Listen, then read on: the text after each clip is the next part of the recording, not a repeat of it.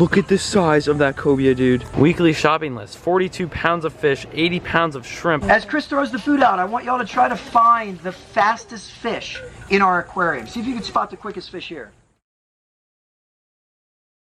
All right, well, I forgot shoes like normal. Now I gotta go buy a pair of flip-flops at Publix. Oh yeah, these are some amazing, oh, I might have to rock these ones. I'm really feeling these, honestly. Oh, these ones look really fancy. Could probably rock those. Now we're just actually go with something that I can pull off. We're gonna rock with these ones right here. Perfect. Thanks, Publix. Oh god, one came off, dang it.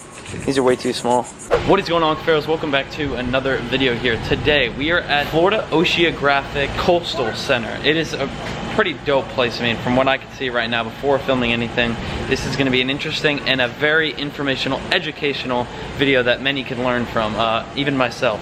First things first, I'm with Daniel, by the way, and we're gonna head over to the Stingray tanks right here and pet these guys. I've never actually, like, I haven't done this in a while. You want to pet the stingrays? We ask that you rinse, fingertips to elbows, then you just put the water.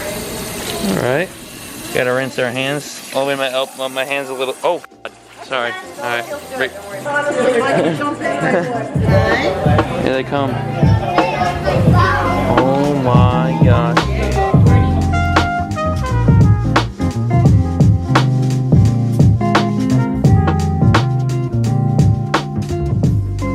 My name is Mark. I'm an intern here at Florida Oceanographic, and what I'm going to explain to you guys is how we can tell the difference between male and female stingrays. If we look very closely at this ray, this is a southern ray, and it's our only male ray in the tank. When we look closely, we're going to see two curled up cigar-shaped fins under the stingray's tail. Those are what are called a stingray's claspers. That's how a male stingray and a male shark is going to attach themselves to the female. So two curled up fins underneath the base of the tail denotes a male. That's how you can tell the difference between every male stingray and shark. First things first, we're inside. Right from the entrance here, before we go outside and show you everything, I want to show you the few tanks that they do have laying around here. There is the first fish, balloon fish right along the side of them, or starfish. Eel right there, shark tail eel, just chilling in the rocks. And then this little tiny aquarium. I've never seen anything like this, but it's really dope. Seahorses, little seahorses everywhere. Fun facts, we eat fresh brine shrimp. Our dad gave birth to us, unlike humans. The male seahorses actually give birth. We will get up to 6 inches when full grown. We must have food at all times because we don't have true stomachs. We can have over 100 siblings in each birth. Look at that. Wow. We can move our eyes individually. All right, little spadefish. This is the bigger aquarium. Looks like the lights are kind of off. There's a snook in here.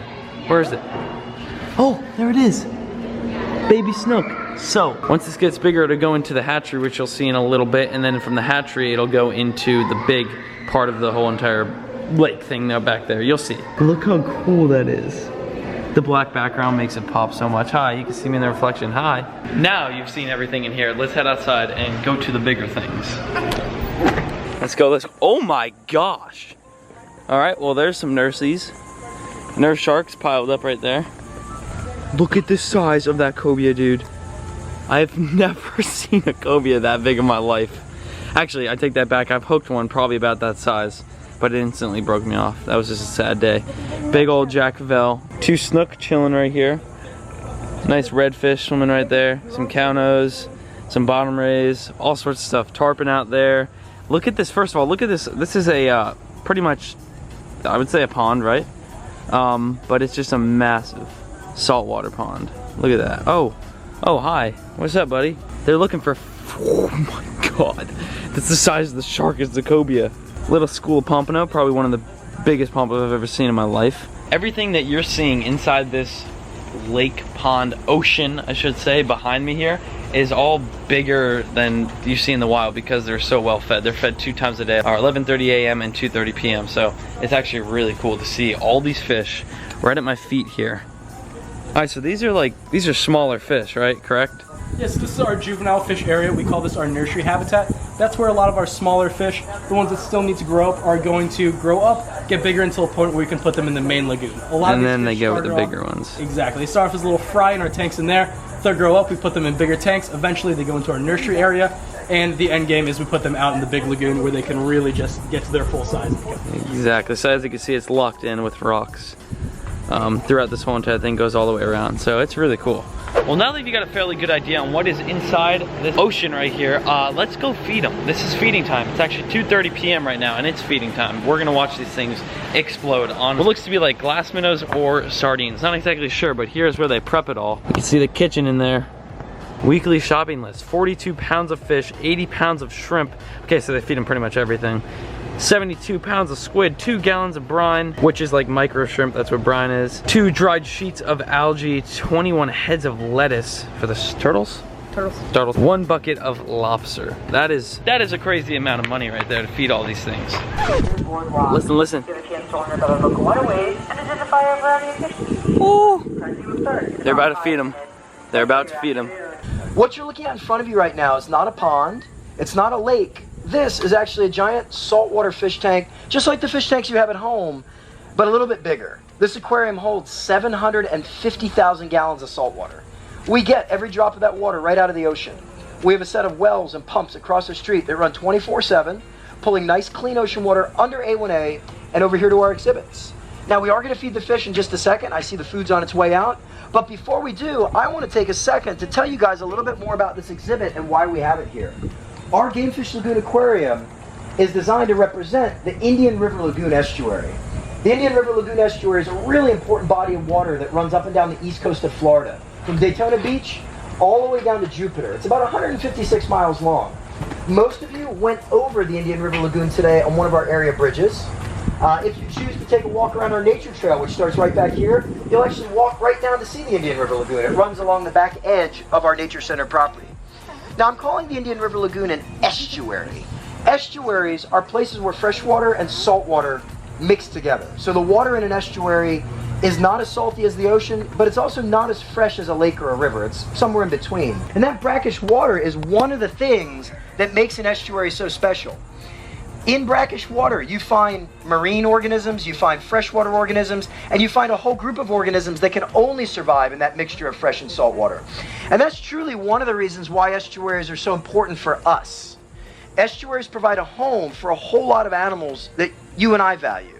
About 75% of commercially harvested fish and 80 to 90% of the fish we like to go fishing for fun spend part or all of their life living in estuaries like the Indian River Lagoon.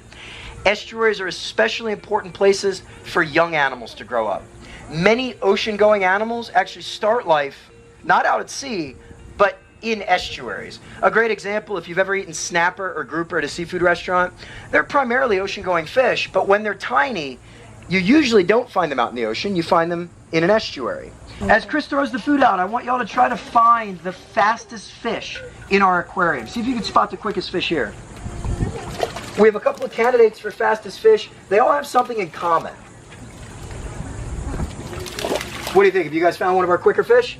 With your fingers, can you show me the shape of the tail on the fastest fish you see out there?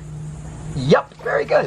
When you see a fish with a V-shaped tail, you are usually looking at a really fast fish. When you see a fish with a flat or a kind of a paintbrush-shaped tail, you're typically looking at a slow fish. Does anybody know what the fastest fish on Earth is? What was that?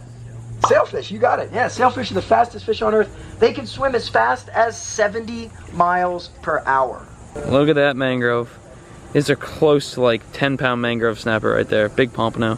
It's just a crazy thing. I mean, I thought I'd share the experience of me coming to this place and visiting it. I mean, I've never even seen this place. It's only 40 minutes from my home, and it's awesome. Oh, this is the touch tank right here. Touch tank. Right. So the horseshoe crabs we cannot touch because it's molting time. Yeah. But we got baby. Yeah. Look at that. These are baby horseshoe crabs. Not alive anymore, but these are. Can't touch them, but maybe you can look at just that. see him moving around. Small there. Yep. Oh, he's just making like a little trail there. Yeah, you can see those little tracks. He's hanging out. That's awesome. There we go. Baby. Medium, because they do get like they get to be about 22 inches. They're about this big. Yeah. I've seen them huge on the beaches. Yes. Thank you. It was awesome. Appreciate it. Alrighty, and y'all, that is it. So if you do want to come check this place out, I will have it linked below. It's awesome. I've never seen anything like that before in my life. I hope every single one of you learned something from this video. It was very informational, very educational. Once again, I think I learned a lot as well. That's without a doubt. So thank you to all the members and employees that are volunteering there to help out the environment and our waters, but that place was dope and everyone was very friendly there. So thanks for watching. If you haven't done so already, join the family, hit the subscribe button, and turn your post notifications on. For those of you who don't know, I also do have an Instagram, and I give sneak peeks on my upcoming videos and notify you when my videos are uploaded as well. So if you want to follow me on Instagram, that is linked in the description as well, right along with my Twitter.